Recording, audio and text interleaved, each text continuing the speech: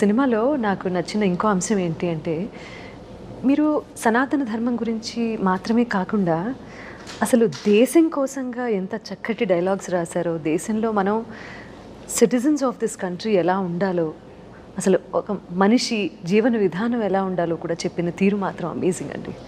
చాలా బాగుంది. ఇందులో ఇవన్నీ కూడా ఒక కమర్షియల్ సినిమా ద్వారా చెప్పటము, కన్విన్స్ చేయటం ఈజ్ అ బిగ్గెస్ట్ అచీవ్మెంట్ ఈ రోజున. అది నమ్మేలా ఆయన చెప్పింది తీస్తారు. నేను నిజంగా ఫస్ట్ అక్కడ స్క్రిప్ట్ చెప్పినప్పుడు నేను చాలా కోవిడ్ అంతా ఉంది కదా, సరే ఇంకేం ఇంత అచీవ్ ఏం చేయగలరు, ఇన్ని చెప్పారే అసలు ఇదే అన్నారే అదే అన్నారని చూస్తే ఎడిటింగ్ రూమ్లో చెమటలు వస్తున్నాయి నాకు.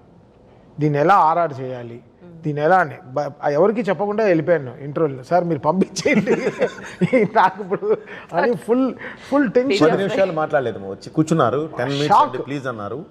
నేను డైరెక్టర్ని, ఇన్ని రోజుల తర్వాత ఫస్ట్ టైం నా ఫుల్ ఫిల్మ్ చూస్తున్నారు. ఏం చెప్పకుండా వచ్చి 10 నిమిషాలు కూర్చున్నాడు. ఏంటి పరిస్థితి అని నాది ఒకడు వెర్షన్ ఒకడున్నది.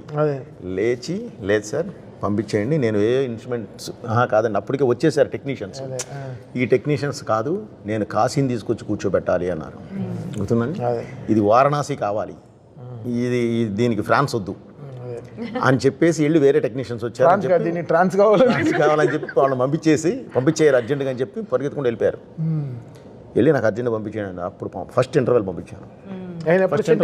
సెంటిమెంట్ ఎప్పుడు ఇంటర్వెల్ పంపిస్తారు, సరైన నుంచి ఫస్ట్ ఇంటర్వెల్ ఒకటే పంపిస్తారు.